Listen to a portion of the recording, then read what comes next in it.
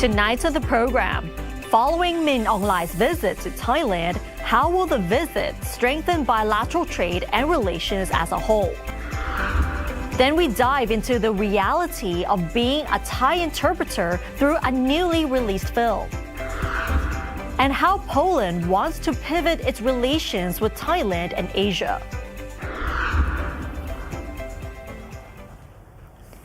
Sawadika, I'm Nad Bunag and welcome to This Week with Thai PBS World. We begin tonight with the economic implications of the recent meeting between Prime Minister Anutin Charnvirakul and Myanmar's leader Min Aung Hlaing. While strengthening bilateral ties was high on the agenda, both sides also placed a strong emphasis on economic cooperation, from cross-border trade to deeper business relations. The encounter between Myanmar's former junta leader and President Min Aung Hlaing and Thailand's Prime Minister Anutin Charnvirakul marks a significant move in their bilateral relations, despite Myanmar being scrutinized over the government's legitimacy. Anutin says that both Thailand and Myanmar will push for more trade and investment in various sectors, from energy, agriculture, and infrastructure to tourism and future industries. The current bilateral trade between Thailand and Myanmar is valued at $7.4 billion. Their aim is to work more closely to increase that to $12 billion. โลกในวันนี้กำลังปรับโครงสร้างห่วงโซ่อุปทานใหม่ประเทศที่สามารถเชื่อมโยงผู้คนการค้าและการลงทุนได้อย่างมีประสิทธิภาพจะเป็นประเทศที่ได้รับโอกาสก่อนประเทศที่มีศักยภาพสูงสุดในภูมิภาคนี้ก็คือประเทศไทยและเมียนมาถ้ารวมกันได้เราจะสามารถที่จะใช้เส้นทางคมนาคมขนส่งระบบขนส่งสินค้าของทั้งสองชายฝั่งทะเลได้อย่างมีประสิทธิภาพจะทำให้เราได้มีโอกาสที่สร้างความเจริญก้าวหน้าทางเศรษฐกิจตลอดจนมีความร่วมมือกันโดยที่จะเป็นพลังอันสำคัญมากMin Aung Hlaing also says that his government is prioritizing more investment in the energy and agriculture sectors. He revealed that the country is working on the development of 3 special economic zones and deep seaport projects, indicating further opportunities to strengthen trade with Thailand and beyond.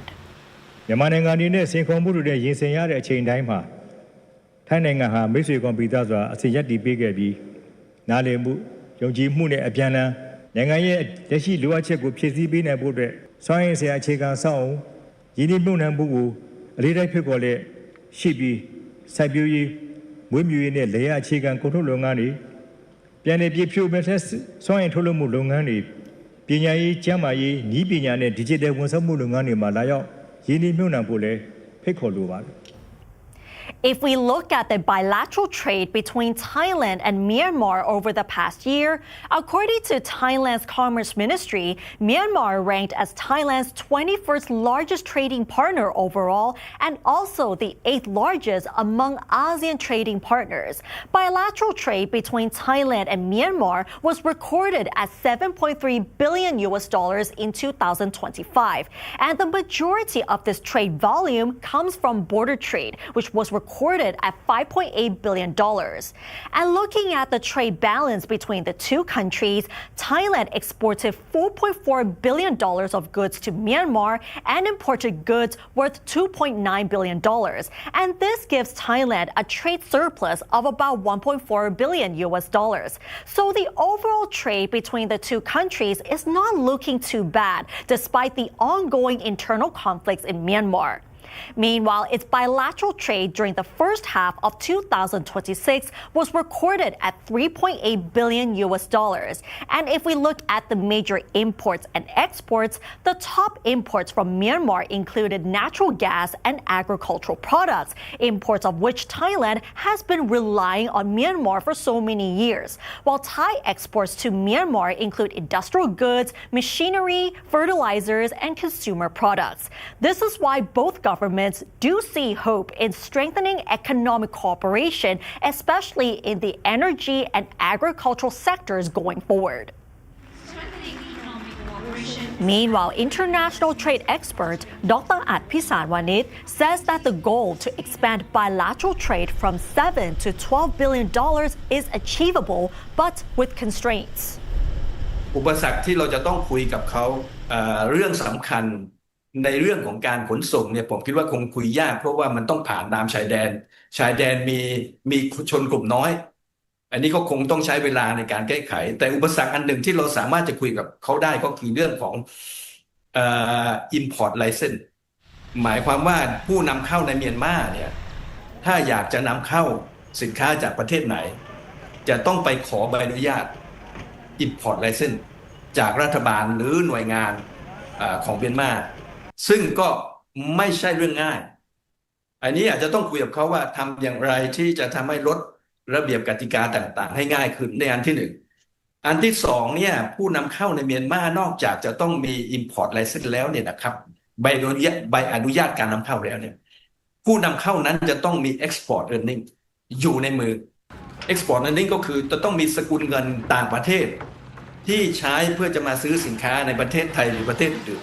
ซึ่งรายได้จากการส่งออกที่ต้องเก็บไว้ในผู้นำเข้าในเมียนมาเนี่ยก็มีสองสกุลใหญ่ๆบาทและก็ดอลลาร์อันนี้จะเป็นความยากที่จะเป็นอุปสรรคสำคัญที่จะทำให้มูลค่าการค้าจาก 7,000 ไปเป็น 12,000 เนี่ยมันใช้เวลาช้าลงไป The international trade expert believes that the encounter between two leaders is a good opportunity for Thailand and Myanmar to revive and expand their economic relations.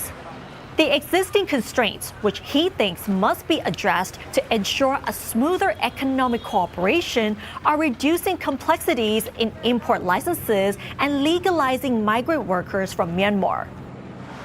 Putting internal politics aside, Myanmar still has high economic potential in today's global supply chain, as it is neighbors with global superpowers such as China and India. ซึ่งวันนี้ภายใต้สถานการณ์การเมืองการปกครองของเขาที่เปลี่ยนแปลงใหม่ผมคิดว่าก็คงจะอยู่ยาวไปอีกสักพักนึงนะเพราะนั้นก็เป็นโอกาสของนักลงทุนไทยประเทศไทยหน่วยงานไทยที่จะต้องขับเคลื่อนในรายละเอียดต่างๆที่สองผู้นำมาเจอกันอยู่แล้วลงไปในรายละเอียดบอกผู้ประกอบการไทยว่าเมียนมายังมีศักยภาพเราต้องไปจับพื้นที่จับจองเราต้องไปปูเสือจับจองพื้นที่ในเมียนมาก่อนทั้งในแง่การค้าและการลงทุนหรือการท่องเที่ยวก็แล้วแต่ก็จะเป็นประโยชน์กับประเทศไทยครับการกระจายความเสี่ยงเป็นคำที่สำคัญมากในปัจจุบันจากความขัดแย้งภูมิรัฐศาสตร์เมียนมาเป็นหนึ่งในตลาดที่สามารถที่จะเป็นกระจายความเสี่ยงแล้วก็เป็นโอกาสของประเทศไทยได้ค่าแรงก็ถูกกว่าทรัพยากรก็เยอะแยะเลยสามารถพัฒนาไปได้อีกไกลเลยถ้าเราสามารถหาจุดที่ผมบอกว่านิมิตใหม่เนี่ยทำอย่างไรให้มันเกิดเป็นรูปธรรมอันนี้ก็จะเป็นประโยชน์กับสองประเทศครับ Apart from economic ties, both Thailand and Myanmar signed agreements related to water management, border controls, and space technology. The Myanmar leader's recent visit to Bangkok has put Thailand's ties with its neighbor back in the spotlight, and it also raised questions over why Myanmar matters so much to Thailand. Our reporter Gitipat Sukjit talked to an expert on ASEAN and international affairs to find out. On August 6th, Thailand welcomed Myanmar's President Min Aung Hlaing for a two-day official visit. The talks covered security, trade, energy, labor, and cooperation with ASEAN.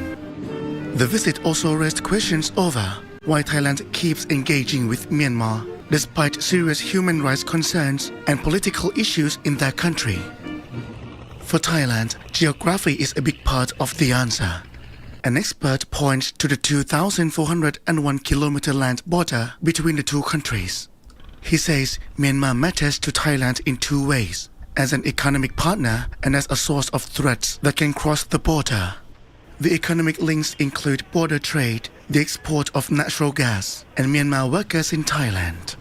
The security concerns include online scam networks, human trafficking, illegal drugs, pollution, and spillovers from fighting inside Myanmar. Cutting all contact would make these problems harder for Thailand to manage. So if Thailand were to completely cut ties or isolate Myanmar, we would lose every operational channel needed to address these negative crises. You cannot suppress scam compound. You cannot stop drug flows. You cannot secure energy supply by, shouting across a closed borders. So maintaining a functional, pragmatic relationship with Myanmar is not about endorsing a regimes, Min Aung Hlaing regimes, but engage with Myanmar is an absolute necessity to protect Thailand's national securities, to protect Thailand's national benefits, and most importantly, to protect Thailand citizens. But engagement brings another challenge, human rights. As some say that Thailand should not give legitimacy to countries linked to serious human rights concerns. An expert frames the debate as realism versus idealism, arguing that total isolation can apply democratic principles and moral standards unevenly. Yet, where is this same moral outrage or immediate call for sanction regarding Israel action to Palestine? You don't see this group of people, right? Or where were these principles when military of the US strike during the diplomatic talk and during the holy month of Ramadan to Iran? You don't see this group of people. But for Myanmar, there's a lot of people shouting. There's a lot of people run the campaign, right? Hence, if you are the realist, I'm proud to be realist, I myself. But if you are the idealist, please be the idealist, not double standard. Just because this is Myanmar, this is not US, this is not Israel. Thailand's foreign minister says Thailand's engagement is not about giving legitimacy, but the aim is to use dialogue to support peace and reconciliation. For us, it's not about legitimacy. It's about trying to bring peace back, trying to promote a peace process, trying to encourage by way of engagement for Myanmar, the government of Myanmar, to continue with dialogue, to do more in terms of reconciliation. So this is, for us in our minds, it's really about helping Myanmar return to peace, stability. Looking ahead, Thailand is preparing to assume the ASEAN chairmanship and host the ASEAN summit in 2028. Dr. Piti says the country should use that role to become a strategic bridge between Myanmar, ASEAN, regional powers, and the wider international community. He proposes a special task force on Myanmar, using one channel for official engagement and another for humanitarian contacts with other Burmese actors. Another important issue is that Thailand and ASEAN should work with great global powers to widen humanitarian access. We have to work out with all parties in Myanmar, ASEAN, regional powers and global power in order to make sure that at the end, at least local ceasefire will be there. I don't put a high hope to national ceasefire in Myanmar, right? Just local ceasefire. Just have at least peace.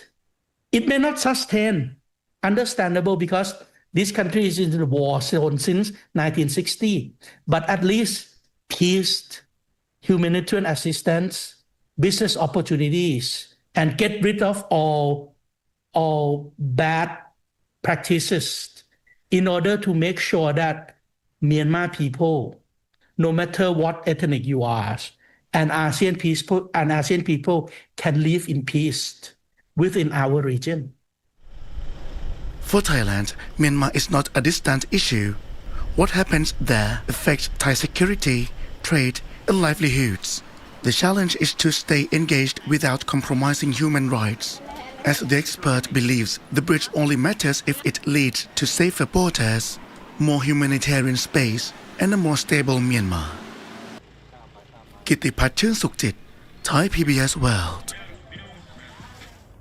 And now let's turn to the story. Whenever you're connecting or trying to understand someone from a different culture or language, a crucial medium that can help bridge the gap is an interpreter. Interpreters are more than just translators, but the role can also save people's lives as well. Our reporter Ninya Kabut talked to a Thai interpreter in the United States about her extraordinary experience and the importance of its role. Her story has already been adapted into a film. Could you please introduce yourself to our audiences on who you are and what have you been done so far? My name is Benjawan Poomsan, and I am a professional writer, translator, and interpreter living in the U.S. and have been working there for over 30 years now. And what makes you decided to become an interpreter? Okay, well, it has to go back to my childhood. Luckily, I was very fortunate to have found my passion at an early age. About 15, I already knew that I wanted to be in the language field because I love language. I love the English, especially the English language. Going to the U.S. is my dream. That's my ultimate dream. I went to Japan first for 1 year as an exchange student, so I can speak Japanese. And after that, I came back to Thailand after a year. I pursued my study in English as an English major student. After I graduated, 4 years later, I got another scholarship from the Japanese government to go to Japan again. And after that, I decided to go to the U.S. to study for my PhD. Wow. But I got married, so I quit. With your recent film, what makes you decide to do a film about it? What's the story behind it? Of course, I have translated and interpreted for more than 3,000 cases, I think. So I have a lot of experience. I have many stories. In order to write a good story, I thought to myself, I would write a blog, a post first, maybe about 2010, 2012. Early 2010. Very early. But it wasn't popular yet. I think people started to recognize my writing and my posts about Thai people in America around 2015, something like that. That's about also 10 years when the ago. same time Yes. you applied for contract interpreter. Yes. Ah. Yes, that's when people started recognizing my work. So I put my stories, but I changed the content. I want these stories to be didactic, a good example for Thai people living in America and even in Thailand or other countries. So I change details and I make it like a fiction. I cannot take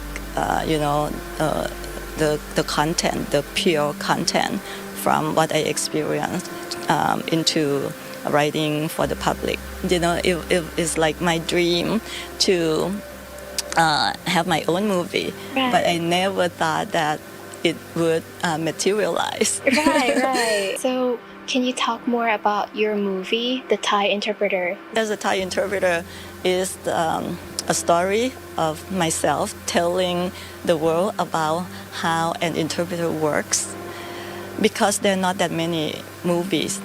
I would say zero that is designed or written by a professional interpreter. So I want the world to see how important we are.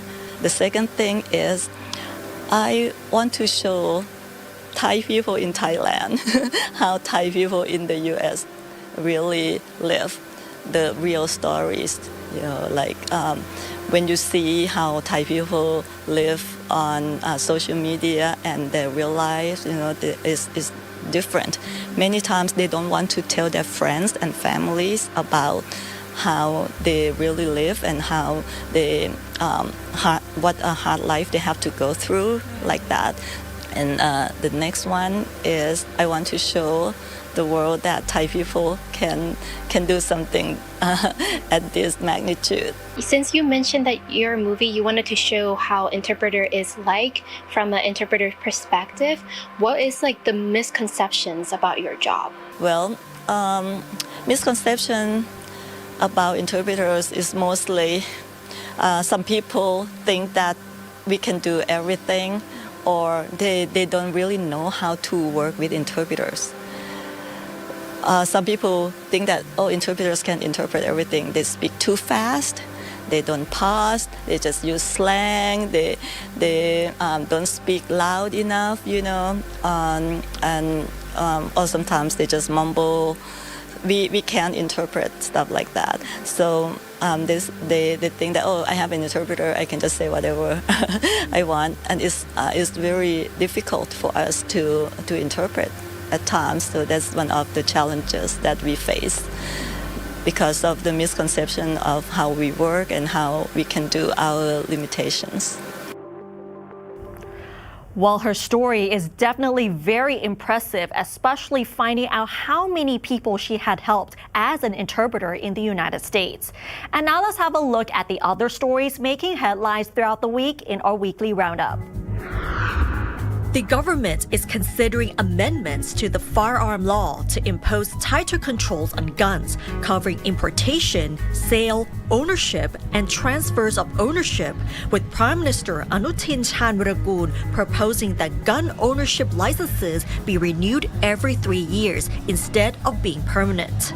This follows a mass shooting at Thepsirin Nonthaburi School on August 7th, in which 9 teachers and students, including the shooter, were killed. The school has extended the suspension of on-site classes until August 31st, with lessons to be conducted entirely online until then. Former Thai actress Sawika Chaidet, her mother, and elder brother have been acquitted of charges of defrauding the public in connection with the Ford 3D investment scandal due to insufficient evidence. 5 executives of the company that operated the investment scheme were, however, found guilty and were each sentenced to 49,110 years in prison and fined a total of 4.9 billion baht. Bangkok has been ranked 9th on the list of the world's capitals with the best street food for 2026, according to Time Out, a global media and hospitality brand that acts as a city guide covering food, drink, nightlife, art, and travel. Cities also topping the list include Ho Chi Minh City, Kuala Lumpur, Jakarta, Taipei, Mexico City, Manila, Hanoi, and Johannesburg. Right now, Poland is increasingly focusing its diplomacy on Asia, believing that Thailand is an important partner in the region.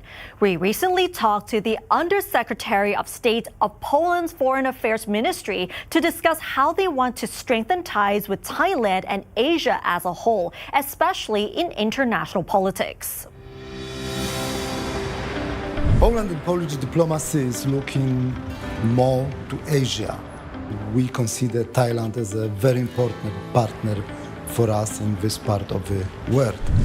As a deputy foreign minister, I was asked to go to Bangkok to meet with my counterpart and go through the whole series of issues to prepare the strategic dialogue, a meeting between foreign ministers of both sides.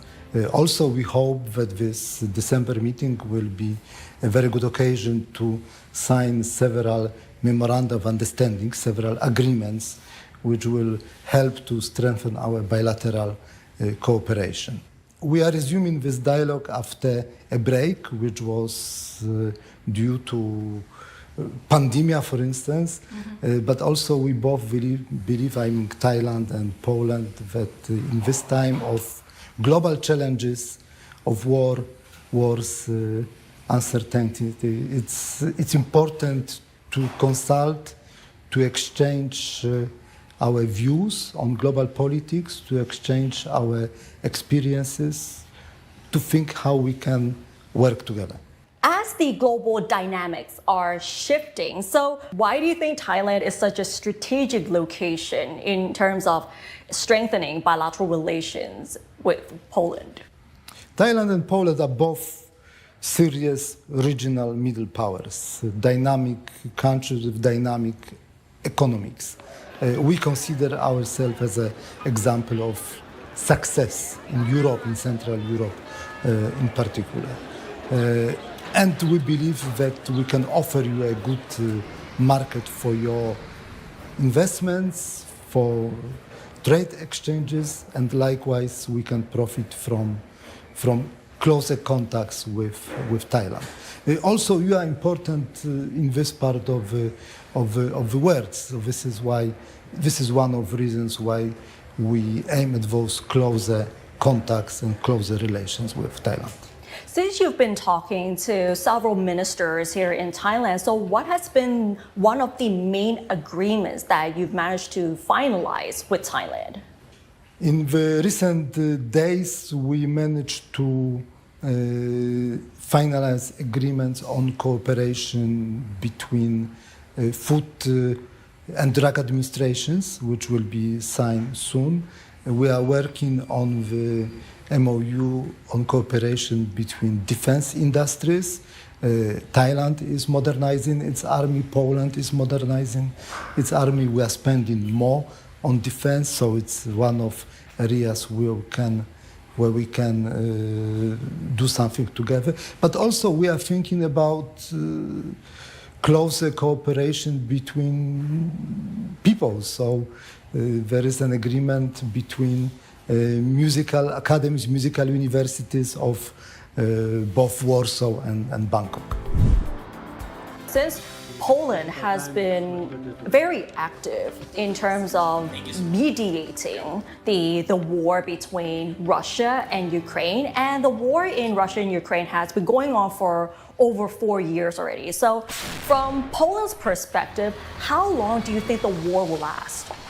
I hope it will end soon, but it's just a hope. Unfortunately, what we see is a lack of interest on the side of the Russian Federation to end this war, to conclude the peace. We strongly support Ukraine in this conflict, a country, state which was attacked, whose territorial integrity was threatened, whose sovereignty was threatened. And together with NATO allies and other member states of the European Union, we will strongly support Ukraine in its defense. We welcomed our Ukrainian neighbors and friends the day after, the day the aggression happened. Of course, before even 2022, there were thousands of Ukrainians living in Poland, working in Poland. But Poles generally opened their hearts, opens their homes for refugees, for people from Ukraine, for people who were forced to leave the country. At the peak moment, we had more than 2 million Ukrainians living in Poland. Now we have 1.5 million.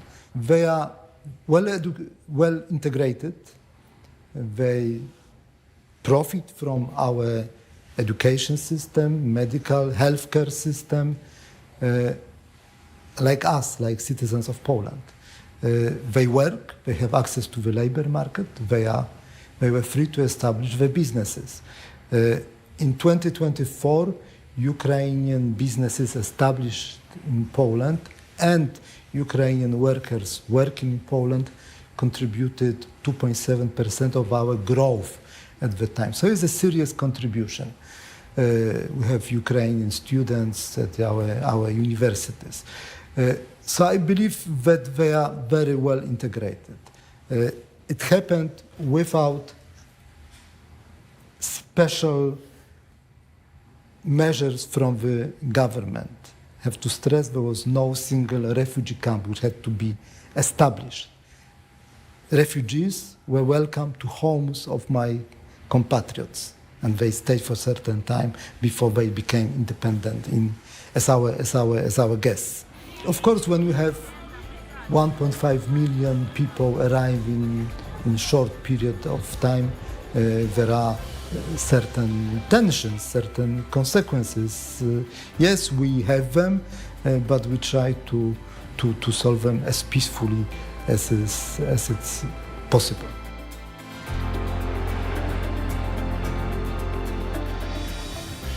And that was Poland's perspective on strengthening relations with Asia, as well as the ongoing conflicts between Russia and Ukraine. And that's all for this edition of This Week with Thai PBS World. Join us every Saturday at 10:30 p.m. only on Thai PBS. You can also follow us on social media and our website, thaipbsworld.com, for all the latest stories and analyses about Thailand. Thanks for watching, and we'll see you next week. สวัสดีค่ะ